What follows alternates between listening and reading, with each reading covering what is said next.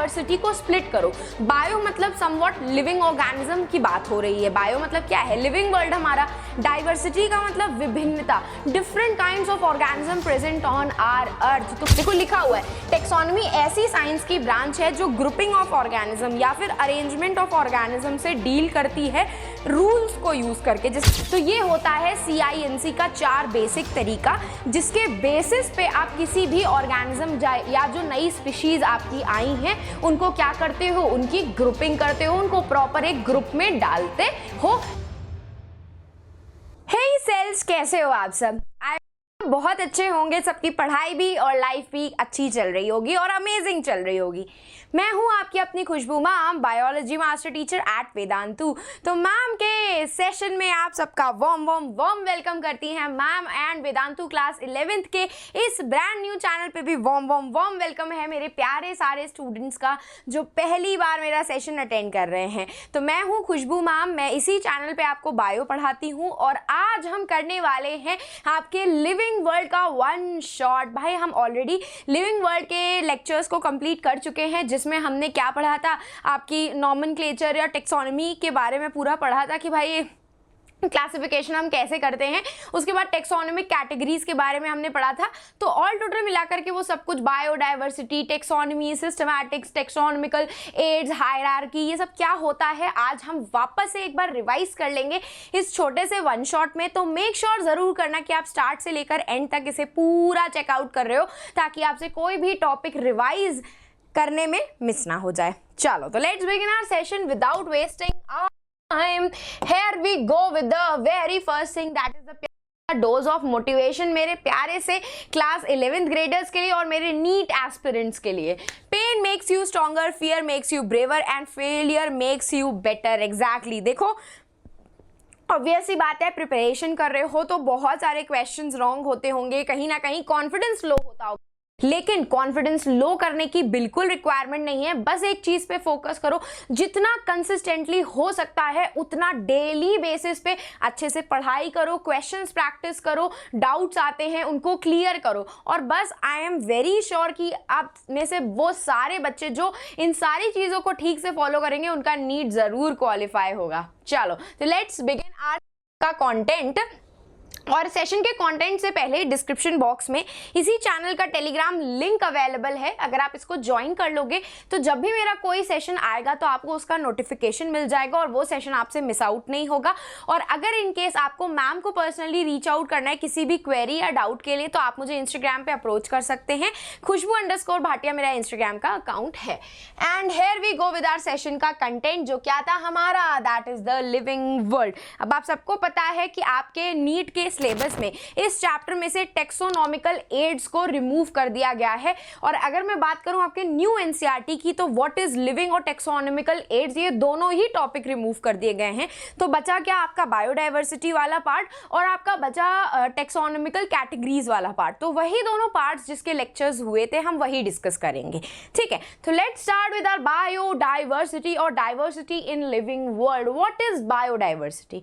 देखो बायो पढ़ने का वेरी सिंपल और इजीएस्ट तरीका है कि आपको थोड़ी बहुत इंग्लिश आनी चाहिए।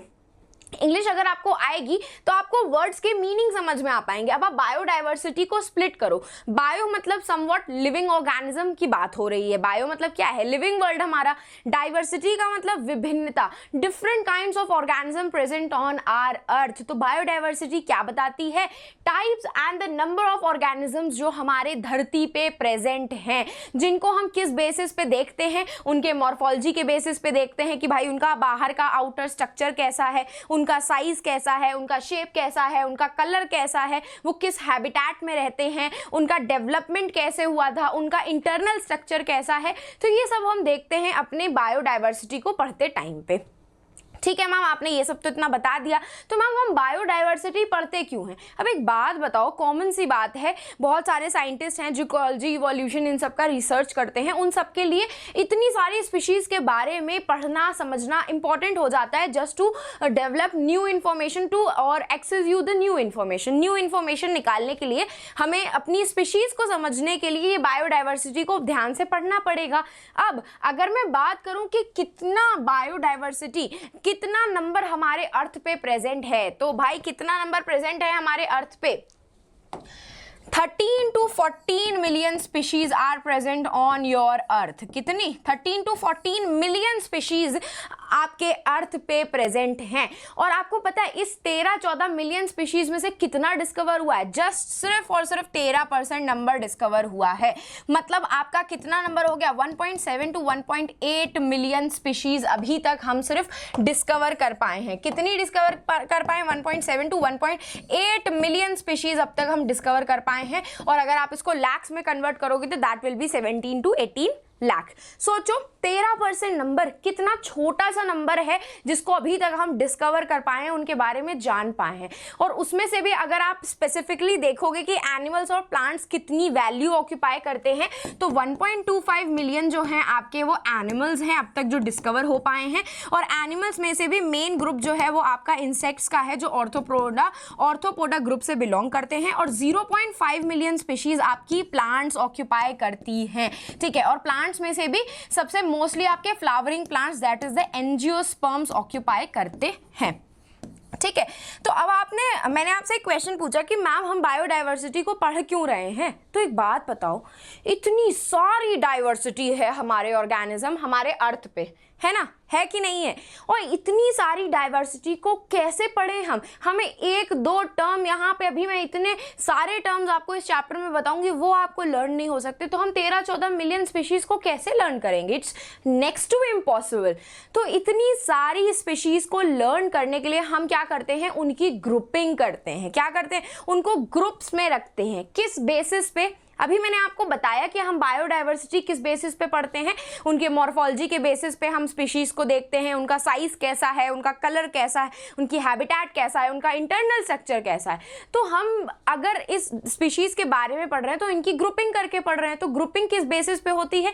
ग्रुपिंग होती है उनके मॉर्फोलॉजी को देख करके कि भाई वो दिखते कैसे हैं आपके। ठीक है, दिखने की वजह से आप एक तरीके के ऑर्गेनिज्म को एक ग्रुप में डाल देते हो। उनका साइज कैसा है, उनका इंटरनल स्ट्रक्चर कैसा है, एनाटॉमी जिसको बोलते हैं, वो डेवलप कैसे हुए हैं वो देखते हैं। हम उनकी इवोल्यूशनरी हिस्ट्री देखते हैं। जैसे कि मैं और मेरा कजिन भाई अगर है तो हमारी इवोल्यूशनरी हिस्ट्री अगर हमें देखनी है तो मेरे पापा और मेरे कजिन भाई के पापा आपस में क्या हुए? आपस में भाई भाई हुए। तो रिलेशनशिप, इवोल्यूशनरी हिस्ट्री पता चली कि हम लोग कहाँ से पैदा हुए हैं, हमारे पूर्वज कौन थे। तो ये सब बेसिस पे हम अपने ये इतनी सारी बायोडाइवर्सिटी को ग्रुप करते हैं ताकि हम उनको ईजिली पढ़ पाएं, उनके बारे में नॉलेज गेन कर पाएं। अब एक और एग्जाम्पल दे देती हूँ। ग्रुपिंग करना क्यों जरूरी हो जाता है? ग्रुपिंग करने से हमें पता चल जाता है कि किस ग्रुप में किस तरीके के ऑर्गेनिजम्स हैं, उनमें क्या सिमिलैरिटीज हैं, उनमें क्या डिससिमिलैरिटीज हैं। सपोज करो स्कूल में ही आपके सेक्शंस डिवाइडेड है। ए सेक्शन में आपके सारे साइंस स्टूडेंट्स हैं, तो आपके प्रिंसिपल मैम को पहचानने में ईजी होता है कि जितने भी ए सेक्शन है हमारे 11th और 12th क्लास के, उसमें सब साइंस स्टूडेंट्स हैं। तो वो उस हिसाब से वहां पे साइंस की स्ट्रैटेजीज डिवाइड करती हैं। बी सेक्शन में आपके सारे कॉमर्स स्टूडेंट हैं, तो वो कॉमर्स टीचर्स को बी सेक्शन में अपॉइंट करती हैं। सी सेक्शन में आपके आर्ट्स वाले स्टूडेंट्स हैं, तो वो आर्ट्स वाली टीचर्स को सी सेक्शन में अपॉइंट करवाती हैं। तो ग्रुपिंग करने से उन्होंने टीचर्स की रिस्पॉन्सिबिलिटी डिवाइड कर दी। अब टीचर्स को भी पता है कि मैं साइंस की टीचर हूं तो मुझे ए ही सेक्शन में जाना है। सिमिलरली अगर आप ऑर्गेनिजम्स को ग्रुप कर दोगे उनकी सिमिलैरिटीज और डिससिमिलैरिटीज के बेसिस पे, तो आपको पढ़ने में हेल्प मिलेगी, है ना। हमने देख लिया कि ह्यूमंस का आउटर स्ट्रक्चर और इंटरनल स्ट्रक्चर, उनकी डेवलपमेंटल बायोलॉजी बिल्कुल एक जैसी होती है, तो हमने ह्यूमंस को एक ग्रुप में डाल दिया। कैट का मॉर्फोलॉजी अलग होता है, तो जितनी भी कैट्स अर्थ पे प्रेजेंट है उनको हमने एक कैटेगरी में ग्रुप में डाल दिया। दूसरे आपके डॉग्स को ले लिया, जितने भी डॉग्स हैं सब स्ट्रक्चर में एक जैसे होते हैं ऑलमोस्ट, उनका डेवलपमेंट एक जैसा होता है, बिहेवियर एक जैसा था, तो हमने सारे कुत्तों को एक ही ग्रुप में डाल दिया। ठीक है, डाल दिया। इस तरीके से क्या हुआ, हम ह्यूमंस को उनके कैरेक्टरिस्टिक्स के बेसिस पे अच्छे से पढ़ पा रहे हैं, कैट्स को अच्छे से पढ़ पा रहे हैं, डॉग्स को अच्छे से पढ़ पा रहे हैं। तो यही रीजन होता है कि हमें इतनी सारी बायोडाइवर्सिटी की ग्रुपिंग करनी पड़ती है। और ग्रुपिंग करने के लिए हम दो सिस्टम यूज करते हैं। ग्रुपिंग करने के लिए साइंस की दो ब्रांचेस यूज की जाती हैं।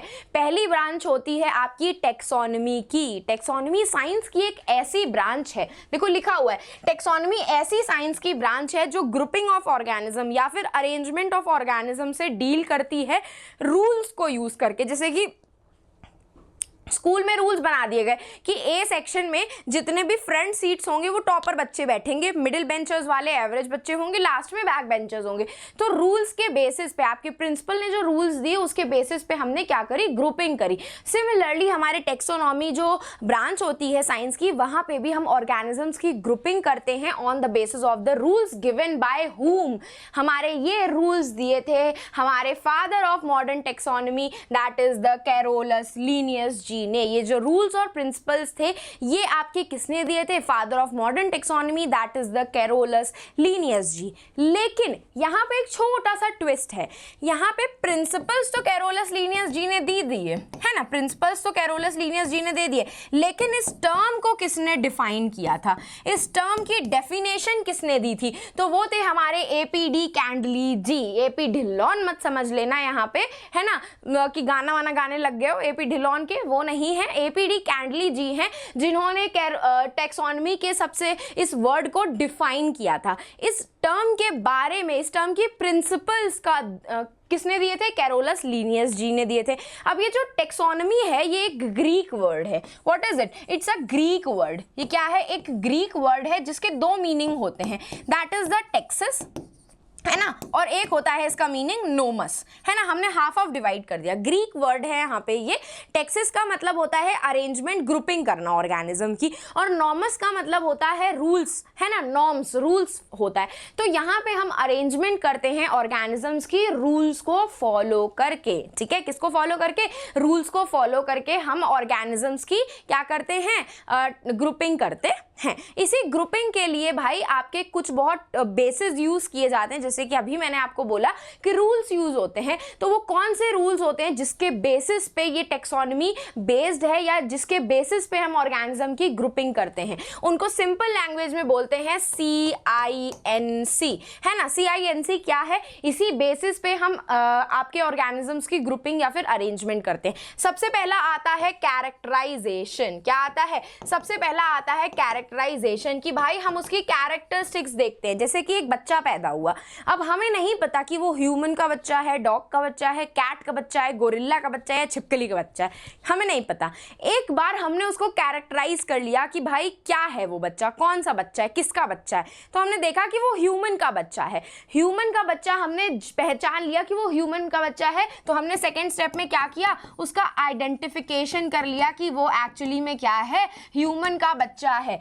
सबसे पहले हमने कैरेक्टरिस्टिक्स चेक करी कि जो कैरेक्टरिस्टिक्स उसकी बॉडी शो कर रही है वो किससे मैच करती है, ह्यूमन से मैच करती है, बिल्ली से मैच करती है या कुत्ते से मैच करती है। ठीक है, तो कैरेक्टरिस्टिक्स देखी, फिर उसके बाद उसको हमने आइडेंटिफाई कर लिया ह्यूमन का बच्चा है। अब ह्यूमन के बच्चे में भी आप ये देखते हो कि वो लड़की है या लड़का है ना, पहचानते हो कि नहीं पहचानते हो। ह्यूमन का बच्चा पहचान लिया आपने, आइडेंटिफाई कर लिया, उसके बाद दूसरा आइडेंटिफिकेशन आप क्या करते हो कि वो गर्ल है कि बॉय है। तो डॉक्टर कैसे पहचानता है गर्ल है कि बॉय है, उसके रिप्रोडक्टिव पार्ट्स को देख करके, ठीक है, उसके रिप्रोडक्टिव पार्ट्स को देख करके आपने पहचान लिया कि वो ह्यूमन का बच्चा है और क्या है, वो मेल है सपोज करो। ठीक है, अब मेल है तो मेल का नाम आप क्या करते हो, मेल के अकॉर्डिंग करते हो, है ना। दैट मीन्स उसका थर्ड स्टेप पे क्या करते हो, नॉमेनक्लेचर करते हो। What you do, third step में आप उसका नामकरण करते हो कि क्या था, बॉय है तो बॉय का नाम रखा जाएगा, जैसे कि शुभम रख दिया आपने, शिवम रख दिया या विजय रख दिया, गोपाल रख दिया, तो लड़कों वाला नाम रख रहे हो, नॉमेनक्लेचर कर रहे हो। लास्ट स्टेप में आप क्या करते हो, उसका क्लासिफिकेशन करते हो। व्हाट यू डू, उनकी क्लासिफिकेशन करते हो। क्लासिफिकेशन का मतलब होता है कि बॉयज हैं आपकी, तो आपने बॉयज की कैटेगरी में उस बच्चे को डाल दिया। अगर लड़की पैदा हुई है तो आपने उसको लड़की की क्लासिफिकेशन में, लड़की की कैटेगरी में डाल दिया। तो ये होता है CINC का 4 बेसिक तरीका, जिसके बेसिस पे आप किसी भी ऑर्गेनिज्म या जो नई स्पीशीज आपकी आई हैं उनको क्या करते हो, उनकी ग्रुपिंग करते हो, उनको प्रॉपर एक ग्रुप में डालते हो, ये 4 तरीके फॉलो करके। ठीक है, ये 4 तरीके फॉलो करके, सिंपल से 4 तरीके थे जो मैंने आपको बता दिए, characterisation, identification, nomenclature and classification. अब मैंने आपको बोला कि आपकी 2 ब्रांचेस हैं जिसको यूज करके आप ऑर्गेनिजम्स की या जो नई स्पीशीज आती है उनकी ग्रुपिंग करते हो। पहले मैंने आपको बताया टेक्सोनॉमी, दूसरा होता है आपका सिस्टेमैटिक्स। दूसरा ब्रांच होती है आपकी सिस्टमैटिक्स। बहुत पहले के टाइम पे ना टेक्सोनॉमी और सिस्टमैटिक्स को एक जैसा माना जाता, सिनोनिमसली माना जाता था, इंटरचेंजेबली इस वर्ड को हम यूज करते थे। लेकिन हमारे एक प्यारे से साइंटिस्ट आए जिनका नाम था जी सिम्पसन जी थे। उन्होंने ये बताया कि टेक्सोनॉमी अलग है, उसको अलग रखो, तुम सब लोग गलत हो। टेक्सोनॉमी अलग है और सिस्टमैटिक्स अलग है। कैसे अलग है? सिस्टमैटिक्स जो है ये साइंस की ऐसी ब्रांच है जहां पे आप CINC तो यूज करते हो, आप ये 4 तरीके तो यूज करते हो ग्रुपिंग करने के लिए, लेकिन इसके साथ साथ एक और चीज यहां पे आप लेते हो, that is the phylogeny. Phylogeny का मतलब उसकी इवोल्यूशनरी हिस्ट्री हम चेक करते हैं। What we check, that is the evolutionary history check करते हैं कि उसके पूर्वज कौन थे। ठीक है, क्या चेक करते हैं? उसकी इवोल्यूशनरी हिस्ट्री, उसके पूर्वज कौन थे। और सिस्टमैटिक ना एक लैटिन वर्ड है, दैट इज द सिस्टेमा। देखो ये एक लैटिन वर्ड है जिसका मीनिंग है सिस्टेमा। सिस्टेमा का मतलब होता है अरेंजमेंट किसी चीज का। ठीक है, सॉरी, सिस्टेमा का मतलब होता है सीक्वेंस या फिर किसी चीज का ऑर्डर। क्या होता है? सीक्वेंस या फिर ऑर्डर। सिस्टेमा का मतलब ये एक लैटिन वर्ड है, याद रखना है आपको।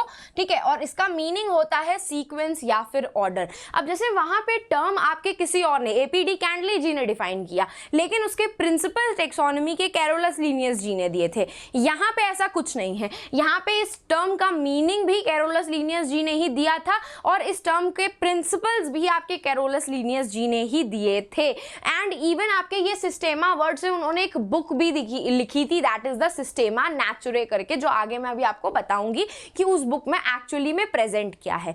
तो अब आप लोगों को क्या करना है, हम जो ग्रुपिंग करते हैं वो साइंस की 2 ब्रांचेस के साथ करते हैं, दैट इज द टेक्सोनॉमी का यूज करके और दूसरा हम सिस्टमैटिक्स का यूज करके। टेक्सोनॉमी में सिर्फ ये 4 चीजें आती हैं, कैरेक्टराइजेशन, आइडेंटिफिकेशन, नॉमेनक्लेचर, क्लासिफिकेशन, जबकि सिस्टमैटिक्स में ये 4 चीजों के साथ साथ एक और चीज इंक्लूड की जाती है ग्रुपिंग करते टाइम पे, दैट इज द फाइलोजेनी। उस ऑर्गेनिज्म या स्पीशी की इवोल्यूशनरी हिस्ट्री भी हम चेक करते हैं। तो यहां हमने क्लासिफाई करके आइडेंटिफाई कर लिया।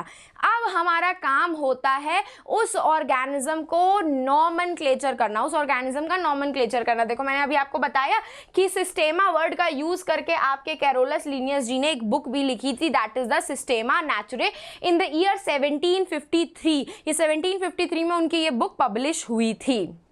ठीक है, अब हमने क्लासिफिकेशन कर लिया, हमने आइडेंटिफिकेशन भी कर लिया। ठीक है, अब हम क्या करते हैं? 3rd स्टेप पे नॉमेनक्लेचर करते हैं, that is the binomial nomenclature. मैंने आपको वेरी फर्स्ट वर्ड में ही एक चीज बताई थी कि bio is all about wordings. अगर आपको वर्डिंग्स का मीनिंग पता है, आप उसको ब्रेक कर सकते हो, तो बायो आराम से आप समझ सकते हो। So bio is all about wordings. Binomial nomenclature, nomenclature का मतलब क्या होता है? नामकरण करना, किसी को नाम देना, साइंटिफिक नाम देना। बाइनोमियल का मतलब होता है कि नाम के अंदर आपके 2 वर्ड्स इंक्लूडेड है। जैसे कि मैं अगर अपना नाम बताऊं, मेरा नाम है खुशबू और भाटिया, मेरे नाम में 2 वर्ड्स हैं, खुशबू है और भाटिया है। सिमिलरली यहाँ पे जो हम स्पीशीज का नामकरण करते हैं, नॉमेनक्लेचर करते हैं, उनमें 2 वर्ड्स इंक्लूडेड रहते हैं, इसीलिए इसको हम क्या बोलते हैं? Binomial nomenclature. अब भाई ये बाइनोमियल नॉमेनक्लेचर का प्रपोजल जो था कि मतलब हमें ऑर्गेनिजम्स जो हमारे नए स्पीशीज आ रहे हैं, डिस्कवर हो रहे हैं, उनका नामकरण करना चाहिए। इसका प्रपोजल, ये बाइनोमियल नॉमेनक्लेचर से का यूज करके हमें उनका नामकरण करना चाहिए, ये बताने का काम किया था आपके कैस्पर बोहीन जी ने। ये नाम आपको याद रखना है कि कैस्पर बोहीन जी जो थे, उन्होंने ये प्रपोजल दिया था। प्रपोजल का मतलब होता है कि जैसे आपको स्कूल में कोई एक्टिविटी परफॉर्म करवानी है अपने क्लास के अंदर, तो आपने ये थॉट लेकर के आप अपनी क्लास टीचर के पास गए कि आपको बताना है कि मैम मैं अपकमिंग वीक में ये एक्टिविटी करवाना चाहता हूँ अपने क्लास के अंदर। आपने क्या रखा? प्रपोजल रखा। आप वो एक्टिविटी करवाओ या ना करवाओ ये आपके ऊपर है, लेकिन आपने क्या किया? प्रपोजल रखा। सिमिलरली कैस्पर बोहीन जी ने भी कि हमें जो नए स्पीशीज हमारे आ रहे हैं उनका हमें बाइनोमियल नॉमेनक्लेचर का यूज करके नामकरण करना चाहिए, ये बताने का काम आपके कैस्पर बोहीन जी ने किया था अपनी एक बुक में जिसका नाम था पिनैक्स, और ये बुक पब्लिश हुई थी 1626 में। ठीक है, 1626 में। अब आपको यहाँ पे इनका नाम, बुक का नाम और ईयर का नाम याद रखना है। ठीक है, ये तो प्रपोजल था। अब बाइनोमियल नॉमेनक्लेचर करना कैसे है, उसके रूल्स, रेगुलेशंस पॉपुलेशन प्रिंसिपल्स दिए थे आपके अगेन कौन, कैरोलस लिनियस जी ने अपनी एक बुक में जिसका नाम था फिलोसफिया बोटानिका, ठीक है। और ये बुक पब्लिश हुई थी आपकी 1751 में। फिर उन्होंने जो ये प्रिंसिपल्स दिए थे बाइनोमियल नॉमेनक्लेचर के, उसका यूज करके उन्होंने एक बुक लिखी थी, that is the species plantarum. Species plantarum आपकी ये जो बुक थी ये 1753 में पब्लिश हुई थी, और इस बुक में उन्होंने प्लांट की स्पीशीज का नॉमेनक्लेचर किया था। कितनी प्लांट की स्पीशीज थी, 5900 प्लांट स्पीशीज थी इस स्पीशीज प्लांटेरम बुक के अंदर। उन्होंने इतनी स्पीशीज, प्लांट की स्पीशीज का बाइनोमियल नॉमेनक्लेचर किया था। और फिर उन्होंने 1758 में सिस्टेमा नेचुरे करके बुक लिखी थी, जो अभी मैंने आपको बताया, जो उन्होंने एनिमल्स के नॉमेनक्लेचर के लिए यूज किया था, जहां पे उन्होंने 4326 एनिमल स्पीशीज का नामकरण किया था।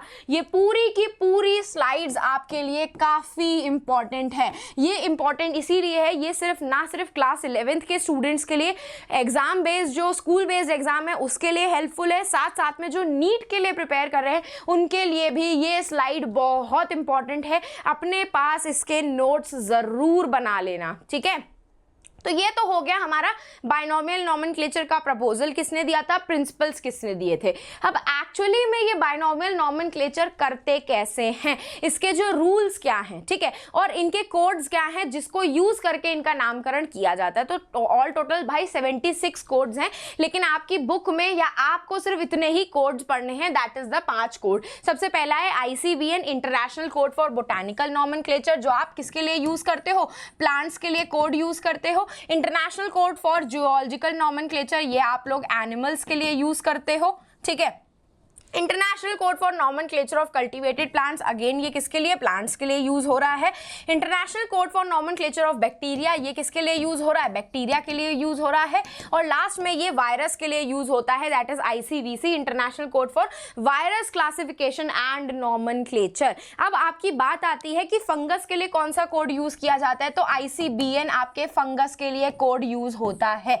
और आपके प्रीवियस ईयर क्वेश्चन पेपर में एक क्वेश्चन पूछा गया है कि इनमें से कौन से कोड्स जो हैं हम यूकैरियोटिक ऑर्गेनिजम्स के लिए यूज करते हैं। तो आपके कौन कौन से कोड हो गए, ICBN, प्लांट्स भी यूकैरियोट्स में आते हैं, एनिमल्स भी यूकैरियोट्स में आते हैं, और कल्टीवेटेड प्लांट्स भी आपके यूकैरियोट्स में आते हैं। तो ऊपर के जो 3 कोड्स हैं ये आप लोग यूकैरियोटिक ऑर्गेनिजम्स के लिए यूज करते हो। अब मैम हम कोड्स क्यों यूज करते हैं, जैसे स्कूल में आपको रोल नंबर दे दिया जाता है ना कि A वाले नाम के 1 रोल नंबर है, B वाले नाम का 2 रोल नंबर है, C वाले नाम का 3 रोल नंबर है, लाइक दैट हम लोग ऑर्गेनिजम्स को नेम करने के लिए प्रॉपरली उनको कोड्स दे देते हैं, ताकि उन कोड्स से भी हम क्या उस एनिमल को, उस प्लांट की स्पीशी को या एनिमल की स्पीशी को पहचान पाएं, ठीक है। बाइनोमियल नॉमेनक्लेचर के लिए आपको कुछ बहुत रूल्स याद रखने हैं। ये कुछ रूल्स ऐसे हैं, अगर सपोज करो आपकी बुक में ना एक ही एग्जाम्पल दिया हुआ है, that is the Mangifera indica का, जो कि आपके मैंगो का साइंटिफिक नेम है। तो सबसे पहला रूल ये होता है कि बायोलॉजिकल नेम, जो भी आप साइंटिफिक नेम दे रहे हो वो हमेशा किस लैंग्वेज में होगा, लैटिन लैंग्वेज में रहेगा। अब यहाँ से क्वेश्चन ये आता है कि why the scientific name are in the Latin language. Latin आपकी एक ऐसी लैंग्वेज है जो डेड हो चुकी है, उसका आज के टाइम पे कोई भी यूज नहीं करता है, और ना बहुत पहले उसका यूज होता था। तो उस लैटिन लैंग्वेज में ना ही कोई वर्ड ऐड ऑन हुए हैं और ना ही कोई वर्ड उसमें से रिमूव किया गया है। और अगर मैं बात करूं अपने हिंदी की, संस्कृत की, जर्मन की, फ्रेंच की, रशिया की, जितनी भी लैंग्वेज हैं सब हम डे टू डे लैंग्वेज में वहां के लोग और यहाँ के लोग इंग्लिश और हिंदी यूज करते हैं, जिसमें ना जाने कितने वर्ड्स अभी के टाइम पे ऐड हो रहे हैं और डिलीट हो रहे हैं। इससे क्या होगा, कंफ्यूजन क्रिएट हो सकता है अगर हम किसी नॉर्मल लैंग्वेज का यूज करेंगे। तो इसीलिए यहाँ पे लैटिन लैंग्वेज का यूज किया जाता है, ताकि आपका साइंटिफिक नेम हर जगह पे एक जैसा रहे। दूसरी चीज, अगर आपने अपना साइंटिफिक नेम टाइप किया है, जैसे कंप्यूटर में ये चीज टाइप्ड है आपकी, तो वो हमेशा आपके इटैलिक्स में लिखा जाएगा। देख रहे हो, ये इटैलिक्स में लिखा हुआ है, लैटिन होगा और इटैलिक्स में लिखा जाएगा।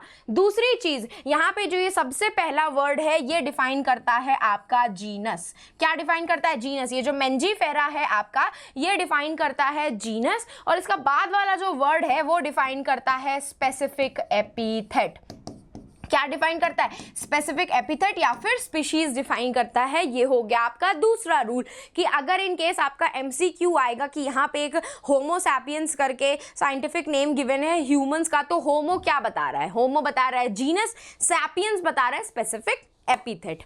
ठीक है, अब अगर आपको हैंड रिटन लिखना है, ठीक है, अगर सपोज करो मुझे ये word mangifera indica hand written लिखना है, या होमो सैपियंस अगर मुझे हैंड रिटन लिखना है, तो मैंने ये लिखा होमो, लिखा सैपियंस, ठीक है, और दोनों को मुझे अलग अलग अंडरलाइन करना पड़ेगा। ठीक है, कभी भी आप उसको साथ में अंडरलाइन नहीं करोगे, उसको अलग अलग अंडरलाइन, ये चीज याद रखना। ठीक है, दूसरी चीज देखो लिखी हुई है यहाँ पे, सेपरेटली अंडरलाइन होने चाहिए और प्रिंटेड है तो इटैलिक्स होने चाहिए। ठीक है, last but not the least इसका ये होता है कि फर्स्ट वर्ड जो होता है वो जीनस डिफाइन करता है, और फर्स्ट वर्ड जीनस का हमेशा कैपिटल होना चाहिए। जैसे कि देखो मैंने इसमें लिखा है, फर्स्ट वर्ड जीनस डिफाइन कर रहा है और जीनस का जो फर्स्ट लेटर होता है वो हमेशा कैपिटल होता है, जबकि स्पेसिफिक एपिथेट का जो फर्स्ट वर्ड होता है वो हमेशा स्मॉल लेटर्स में लिखा जाता है। ठीक है, किसमें लिखा जाता है, स्मॉल लेटर्स में। तो कौन कौन से आपके रूल्स हो गए, पहला रूल ये हो गया लैटिन लैंग्वेज में होगा, दूसरा रूल हो गया अगर आप हैंड रिटन लिख रहे हो तो सेपरेटली अंडरलाइन होगा, नहीं तो अगर आप उसको टाइप कर रहे हो तो वो इटैलिक्स में लिखा जाएगा। तीसरा रूल ये हो गया कि होमो सैपियंस या कोई भी साइंटिफिक नेम होगा तो पहला वर्ड उसका जीनस डिफाइन करेगा और दूसरा वर्ड उसका स्पेसिफिक एपिथेट डिफाइन करेगा। ठीक है, और चौथा आपका रूल ये हो गया कि जब भी आप ये होमो सैपियंस या कोई भी साइंटिफिक नेम लिखोगे तो जीनस का जो सबसे पहला लेटर होगा वो हमेशा कैपिटल रहेगा, और लास्ट जो स्पेसिफिक एपिथेट का सबसे पहला वर्ड होगा वो हमेशा किस में रहेगा, स्मॉल लेटर्स में रहेगा। तो ये आपके कुछ रूल्स हैं। एंड एक रूल आपका और बुक में दिया हुआ है कि उस साइंटिफिक नेम को जिस आपके साइंटिस्ट ने बताया है उसका एब्रीविएटेड फॉर्म भी हम एट द एंड में लिखते हैं। जैसे कि कैरोलस लिनियस जी हैं तो LINN करके डॉट लगा दोगे या फिर L डॉट लिख दोगे। और ये जो साइंटिस्ट का नेम होता है ये ना तो इटैलिक्स में लिखा जाता है और ना ही इसे हम अंडरलाइन करते हैं, और हमेशा ये एब्रीविएटेड फॉर्म में रहेगा। तो ये 5 रूल्स होते हैं आपके बाइनोमियल नॉमेनक्लेचर करने के। आया समझ में जी, है ना, आया समझ में? ठीक है, तो अब भाई कुछ बहुत चीज़ें हैं जो मुझे आपको बतानी है। जैसे कि आपको मुझे ऐसा एग्जाम्पल बता सकते हो जहाँ पे आपका जीनस और स्पेसिफिक एपिथेट एक जैसा है, मतलब दोनों वर्ड्स एक जैसे हैं। ठीक है, जैसे कि अगर मैं बात करूं रैट के साइंटिफिक नेम की तो क्या होता है, रैटस, रैटस। ठीक है, क्या होता है, रैटस, रैटस गलत लिख दिया, सॉरी।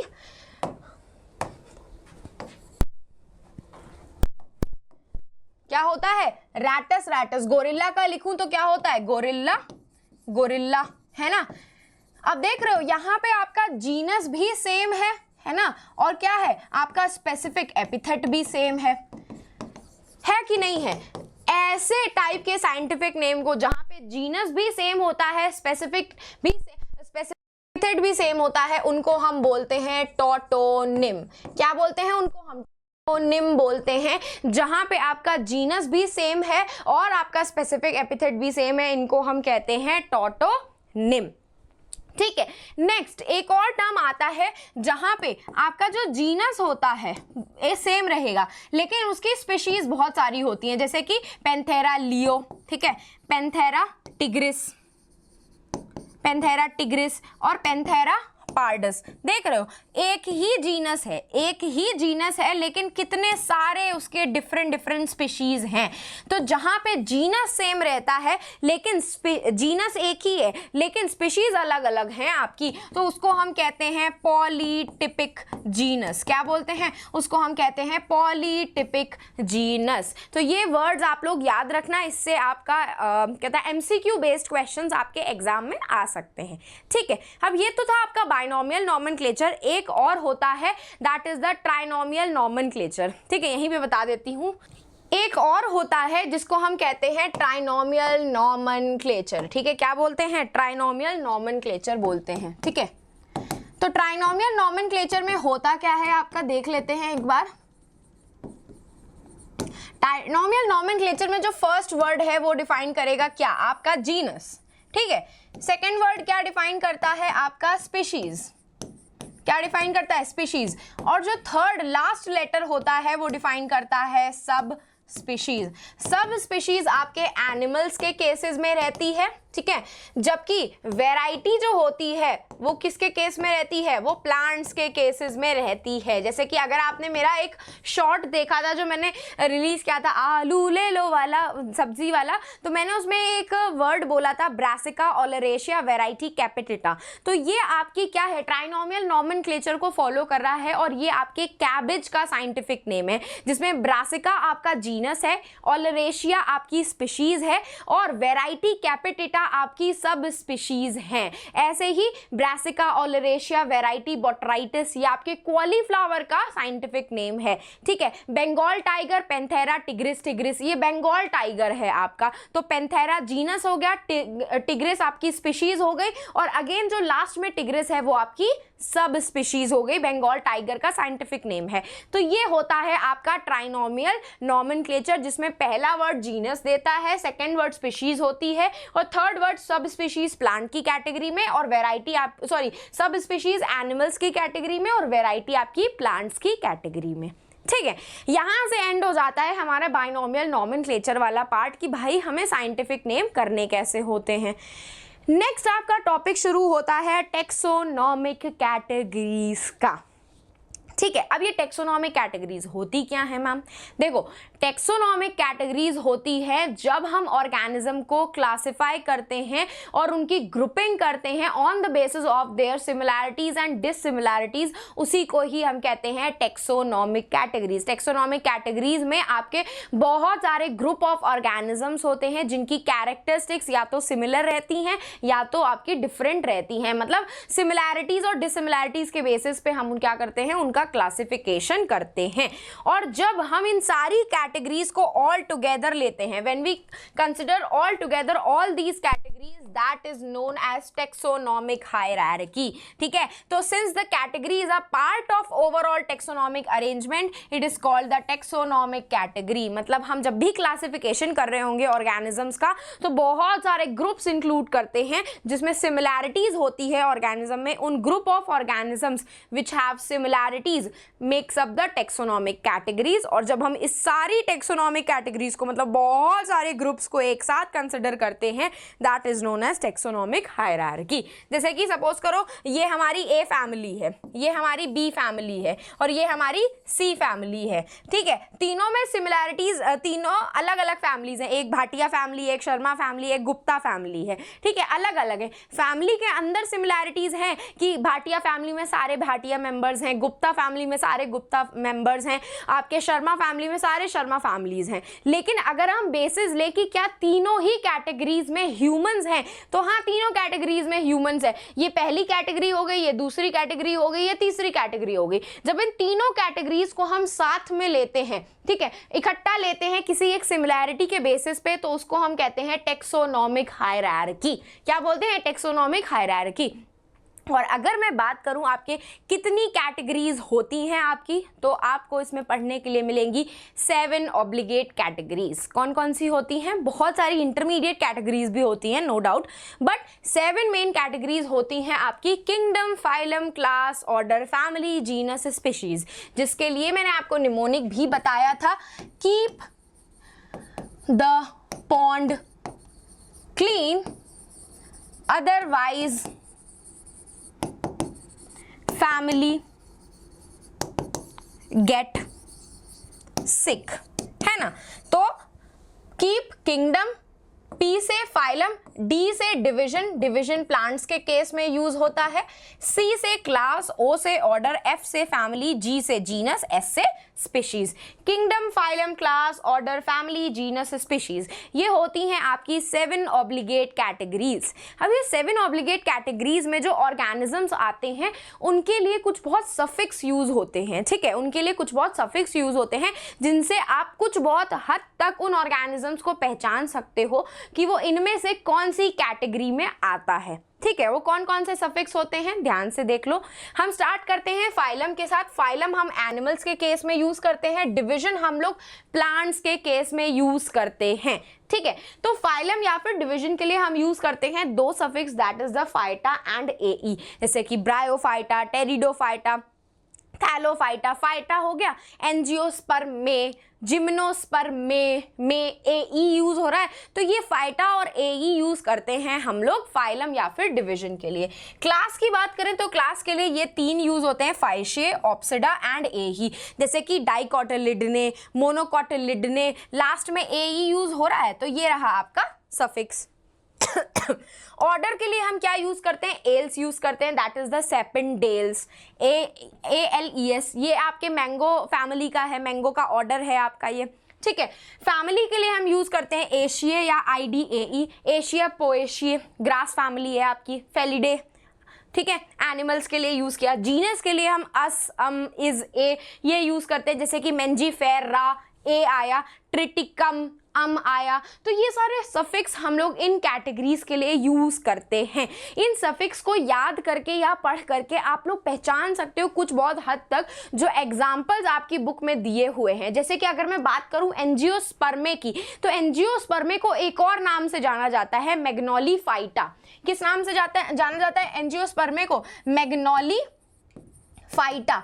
अब देखो फाइटा से समझ गए, लास्ट में क्या लिखा है फाइटा से, तो मतलब ये आपका एक PYQ भी पूछा गया है आपके नीट के एग्जाम में कि एंजियोस्पर्मे को हम दूसरे किस नाम से जानते हैं।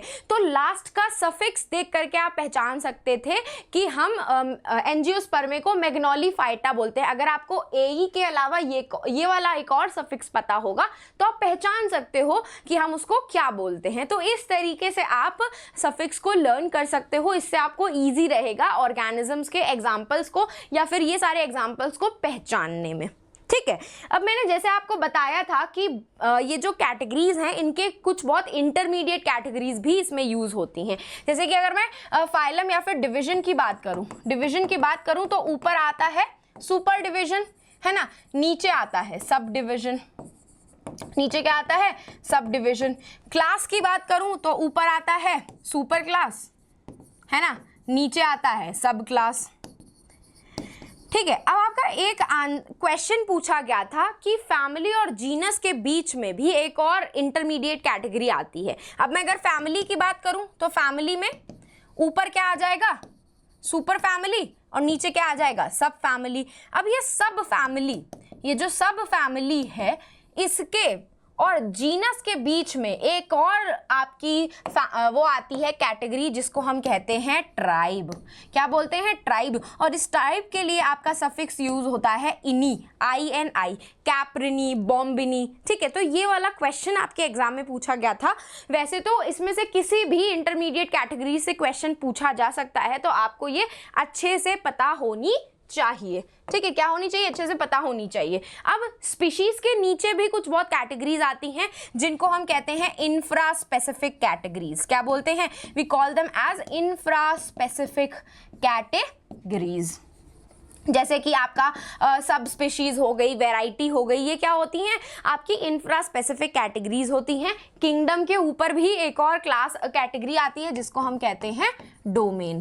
किंगडम के ऊपर जो आपकी कैटेगरी आती है उसको हम कहते हैं डोमेन। ये हो गया आपका कैटेगरीज और उनके बीच की इंटरमीडिएट कैटेगरीज। ठीक है, अब भाई आपको मैं एक एग्जाम्पल बताऊंगी।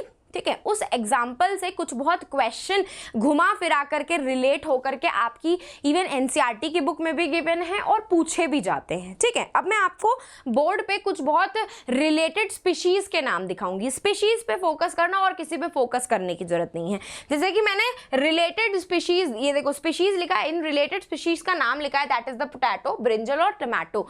ये क्या है? आपस में रिलेटेड स्पीशीज है। इनमें सिमिलैरिटीज थी। कितनी सिमिलैरिटीज थी? 65 to 85% सिमिलैरिटीज इनमें देखी गई थी।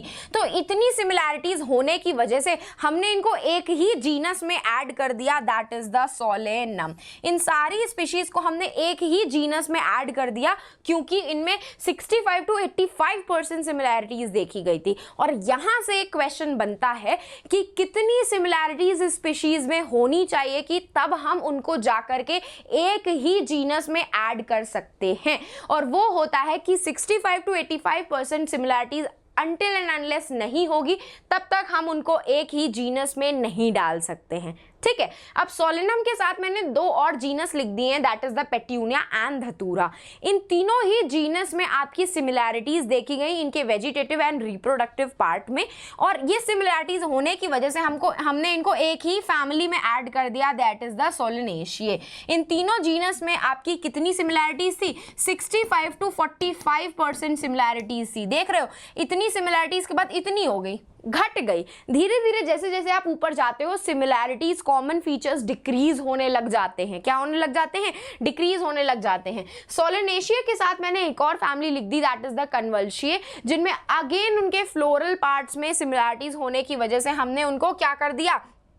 एक ही ऑर्डर के अंदर डाल दिया, दैट इज द पोलीमोनियल्स। अब यहाँ पे ये गलत लिखा हुआ है, ये होता है पोलीमोनियल्स। क्या होता है? पोलीमोनियल्स। ये सोलेनेशिए और कन्वल्शिए को हमने एक ही फैमिली में डाल दिया, सॉरी एक ही ऑर्डर में डाल दिया, दैट इज द पोलीमोनियल्स। अब पोलीमोनियल्स और सैपिंडिल्स, सैपिंडिल्स मैंगो का ऑर्डर है, इन दोनों में भी सिमिलैरिटीज देखी गई और इनको उठा करके हमने एक ही क्लास के अंदर डाल दिया, दैट इज द डाइकोटिलिडने। किस में डाल दिया? डाइकोटिलिडने।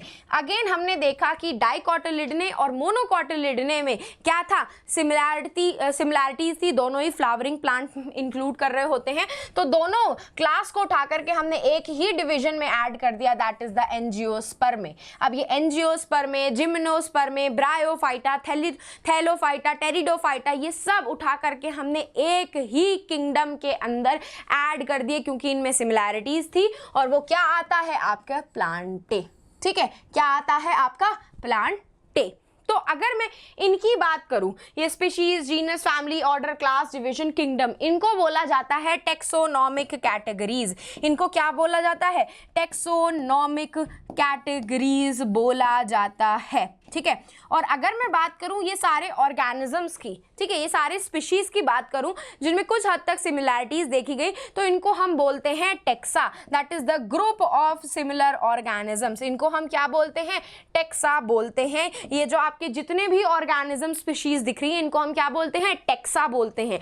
एक होगा तो टेक्सॉन, सिंगुलर के लिए टेक्सॉन यूज करते हैं, प्लूरल के लिए टेक्सा यूज करते हैं हम लोग। ठीक है, तो अब यहाँ से ऐसे क्वेश्चन आता है कि क्या आप लोग मुझे बता सकते हो कि सोलेनेशिया और कन्वल्शिए, ये जो फैमिली है दोनों, क्या एक ही टेक्सा से बिलोंग करती है? तो क्या होना चाहिए? सोलेनेशिया और कन्वल्शिए क्या एक ही टेक्सा से बिलोंग करती हैं ये दोनों फैमिली? तो आंसर होगा नहीं। इन दोनों ही फैमिलीज में अलग अलग ग्रुप ऑफ ऑर्गेनिजम्स आते हैं। क्या आते हैं? अलग अलग ग्रुप ऑफ ऑर्गेनिजम्स आते हैं, बस ये एक ही लेवल से बिलोंग करती हैं। क्या बिलोंग करती हैं? दोनों फैमिलीज हैं तो ये एक ही लेवल से बिलोंग कर रही हैं, लेकिन ये दोनों डिफरेंट टेक्सा हैं। क्या है? डिफरेंट टेक्सा हैं। वैसे ही आपसे पूछ लिया जाएगा कि क्या पोलीमोनियल्स और सोलिनेशिए सेम टेक्सा हैं? तो नहीं, दोनों ही अलग अलग टेक्सा हैं और साथ साथ में दोनों का कैटेगरीज, दोनों का लेवल भी अलग अलग है। ठीक है, ये सारी एक दूसरे से अलग अलग टेक्सा हैं। ठीक है, क्या है? अलग अलग टेक्सा हैं, ग्रुप ऑफ ऑर्गेनिजम्स जिसमें कुछ बहुत हद तक सिमिलैरिटीज होती हैं, उनको हम कहते हैं टेक्सा। ठीक है, अब अगर हाईएस्ट कैटेगरी आपसे पूछी जाएगी तो kingdom is the highest category. Kingdom जो होती है आपकी हाईएस्ट कैटेगरी होती है, और जो आपकी स्पीशीज होती है ये सबसे लोएस्ट कैटेगरी होती है। क्या होती है? लोएस्ट कैटेगरी होती है। नंबर ऑफ ऑर्गेनिज्म, जैसे जैसे आप ऊपर बढ़ते जाओगे नंबर ऑफ ऑर्गेनिजम्स क्या होते हैं? इंक्रीज होते जाते हैं जैसे जैसे आप ऊपर मूव करते हो, ठीक है, जैसे जैसे आप ऊपर मूव करते हो, लेकिन जैसे जैसे आप ऊपर मूव करते हो कॉमन फीचर्स डिक्रीज हो जाते हैं। क्या हो जाते हैं? कॉमन फीचर्स आपस में डिक्रीज हो जाते हैं। देख रहे हो यहाँ पे 65 to 85% सिमिलैरिटीज थी, कॉमन फीचर्स थे, लेकिन जैसे ही आप ऊपर बढ़े यहाँ पे कॉमन फीचर्स डिक्रीज हो गई। क्या हो गई? डिक्रीज हो गई। तो नंबर ऑफ ऑर्गेनिज्म ऊपर जाते जाते इंक्रीज होते हैं, लेकिन कॉमन फीचर्स ऊपर जाते जाते डिक्रीज हो जाते हैं। तो ये कुछ बहुत पॉइंट्स आपको यहाँ पे याद रखने हैं इस पूरे एग्जाम्पल में। आप एज इट इज ये एग्जाम्पल को भी एग्जाम में लिख करके आ सकते हो अगर वो आपसे पूछेगा तो। अगर आपको ये नहीं लिखना है तो आपकी बुक में यहाँ पे ये दिया हुआ है टेक्सोनॉमिक कैटेगरीज का, इसको भी आप देख सकते हो। जो मैंने अभी आपको प्लांट्स वाली एक्सप्लेन करी यहाँ पे वही लिखी हुई है, कुछ अलग नहीं है उसमें, ठीक है। चलो भाई नेक्स्ट बात करते हैं एक और चीज की, दैट इज द स्पीशीज, ठीक है। स्पीशीज क्या होती हैं? कोई मुझे बता सकता है स्पीशीज क्या होती हैं? क्या होती हैं स्पीशीज? एनीवन? तो देखो भाई स्पीशीज क्या होती हैं। स्पीशीज आपकी ऐसे ऑर्गेनिजम्स होते हैं, स्पीशीज आपके ऐसे ऑर्गेनिजम्स होते हैं जो मॉर्फोलॉजी में भी सिमिलर होते हैं। क्या होते हैं? मॉर्फोलॉजी में सिमिलर होते हैं, उनका स्ट्रक्चर सेम होता है। क्या होता है? स्ट्रक्चर सेम होता है। And they can interbreed, they can interbreed. Can you explain what is the meaning of interbreeding? तो देखो इंटरब्रीडिंग का मतलब होता है कि वो आपस में रिप्रोडक्शन कर सकते हैं। सपोज करो मेरी एक ये स्पीशीज है जिसको मैंने ए नाम दे दिया, और एक मेरी स्पीशीज है जिसको मैंने बी नाम दे दिया, ठीक है।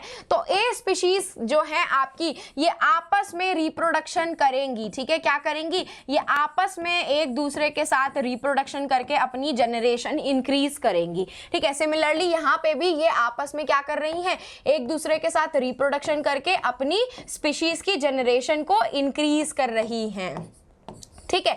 लेकिन अगर मैं आपसे बोलूं कि क्या ए स्पीशीज और बी स्पीशीज आपस में रिप्रोडक्शन कर सकती हैं, ठीक है, आपस में रिप्रोडक्शन कर सकती हैं, तो नहीं कर सकती हैं। ए और बी स्पीशीज आपस में रिप्रोडक्शन नहीं कर सकती हैं क्योंकि वो अलग अलग हैं। जैसे कि अगर मैं बात करूं ह्यूमन स्पीशीज की, हम जितने भी ह्यूमंस हैं ह्यूमंस कैटेगरी में आते हैं, ह्यूमंस की स्पीशीज में आते हैं। अगर मैं बात करूं क्या ह्यूमन कैट के साथ रिप्रोडक्शन कर सकता है? क्या ह्यूमंस गोरिल्ला के साथ रिप्रोडक्शन कर सकते हैं? क्या ह्यूमंस डॉग के साथ रिप्रोडक्शन कर सकते हैं? नहीं। क्या डॉग्स कैट के साथ रिप्रोडक्शन कर सकती हैं? नहीं कर सकती हैं। इसी को हम क्या बोलते हैं? रिप्रोडक्टिव आइसोलेशन बोलते हैं। What we call it as reproductive isolation. और ये रिप्रोडक्टिव आइसोलेशन जो है आपको अपने इवोल्यूशन के चैप्टर में पढ़ने के लिए मिलेगा। और ये कंसेप्ट दिया था आपके अर्नेस्ट मेयर जी ने। किसने दिया था? आपके अर्नेस्ट मेयर जी ने अपने बायोलॉजिकल स्पीशीज कंसेप्ट में। किसमें? अपने बायोलॉजिकल स्पीशीज कंसेप्ट नाम की उन्होंने एक कंसेप्ट दिया था, उसके अंदर उन्होंने यही रिप्रोडक्टिव आइसोलेशन के बारे में एक्सप्लेन किया था, ठीक है। लेकिन जैसे कि हर चीज़ में कोई ना कोई एक्सेप्शन होता है, यहाँ पे भी एक्सेप्शन थे, उन्होंने वो भी बताए थे। उन्होंने ये बोला था कि दो डिफरेंट स्पीशीज आपस में रिप्रोडक्शन नहीं कर सकती हैं, लेकिन अगर नेचुरली उन्होंने रिप्रोडक्शन किया, इन्वायरमेंट में नेचुरली अगर वो रिप्रोडक्शन हो गया, तो उनसे पैदा होने वाले जो बेबीज होंगे, जो बच्चे होंगे, वो हमेशा इनफर्टाइल रहेंगे। क्या रहेंगे? वो हमेशा इनफर्टाइल रहेंगे। क्या रहेंगे? वो हमेशा इनफर्टाइल रहेंगे। जैसे कि अगर मैं आप लोगों को एक एग्जांपल दे दूं, यहाँ पे थोड़ा सा इरेज कर लेते हैं। सपोज करो यहाँ पे मेल डोंकी है आपका, ठीक है। मेल डोंकी ने फीमेल हॉर्स के साथ रिप्रोड्यूस किया, ठीक है। जैसे मेल डोंकी फीमेल हॉर्स के साथ रिप्रोड्यूस करके क्या बनाता है? म्यूल्स की फॉर्मेशन करता है। किसकी फॉर्मेशन? अगर यहाँ पे क्या था? मेल हॉर्स ने फीमेल डोंकी के साथ रिप्रोड्यूस किया, देखो दोनों ही अलग अलग स्पीशीज हैं, तो वो क्या बनाती हैं? हिनी बनाती हैं। और ये जो रिप्रोडक्शन होता है ये नेचुरल होता है, अपने एनवायरनमेंट में होता है। और नेचुरल के साथ साथ इनके जो बच्चे होते हैं, जो हाइब्रिड पैदा होगा इनका, ये जो हाइब्रिड्स आपके पैदा हुए, ये कैसे रहेंगे? ये इनफर्टाइल रहेंगे। व्हाट दे कॉल, वो क्या रहेंगे? इनफर्टाइल रहेंगे, मतलब वो अपनी जनरेशन को आगे कंटिन्यू नहीं कर सकते हैं। तो यही अर्नेस्ट मेयर मेयर जी ने बोला था कि अगर इन केस दो अलग अलग स्पीशीज आपस में रिप्रोड्यूस कर जाती हैं गलती से बाय नेचुरली, तो उनसे प्रोड्यूस होने वाले जो हाइब्रिड होंगे वो इनफर्टाइल रहेंगे। अदरवाइज दो अलग अलग स्पीशीज आपस में आपस में रिप्रोडक्शन नहीं करती हैं, उनमें रिप्रोडक्टिव आइसोलेशन रहता है। तो अब एक बात बताओ, क्या ये दोनों स्पीशीज के बीच में जीन फ्लो हुआ कि स्पीशीज ए के जीन स्पीशीज बी में गए? नहीं गए। तो इसीलिए हम स्पीशीज को क्या बोलते हैं? इसीलिए स्पीशीज को जेनेटिकली क्लोज्ड ग्रुप बोला जाता है। क्या बोला जाता है? जेनेटिकली क्लोज्ड ग्रुप बोला जाता है, क्योंकि दो अलग अलग स्पीशीज के बीच में जीन फ्लो, जीन्स का अदला बदली नहीं होती है। एक्सेप्शन है, लेकिन नॉर्मली ऐसा नहीं होता है। ठीक है, चलो तो भाई मेरे सारे प्यारे बच्चों के लिए प्यारा सा होमवर्क का क्वेश्चन है जो मुझे ज़रूर से ज़रूर कमेंट सेक्शन में बताना मत भूलिएगा। And let me tell you, आपके अपकमिंग वीक में जो ये पहला वन शॉट है, इसके बाद हम शुरू करने वाले हैं आपके बायोलॉजिकल क्लासिफिकेशन का चैप्टर, जिसमें हम स्टार्ट करेंगे अपने बेसिक इंट्रो के साथ और फिर हम बाकी सारे किंगडम भी पढ़ेंगे। तो मेक श्योर ज़रूर करना कि आप जाते जाते चैनल को ज्वाइन कर लो, ताकि जब भी मैं ये सारे चैप्टर्स का लेक्चर लेके आऊँ तो आप लोगों को उसका नोटिफिकेशन मिल जाए। और अगर इन केस आपको मैम को रीच आउट करना है किसी भी क्वेरी के लिए, तो आप मुझे इंस्टाग्राम पे रीच आउट कर हो। खुशबू_भाटिया मेरा इंस्टाग्राम का अकाउंट है। तो बस अब जाते जाते क्या करना है, मैम के सेशन को लाइक कर देना, चैनल को सब्सक्राइब कर देना, ताकि आपको ऐसा ही अमेजिंग कंटेंट आगे फ्यूचर में मिलता रहे। तो हम फिर मिलेंगे चलते चलते ऐसे ही नेक्स्ट अमेजिंग सेशन में। तो bye guys and take care.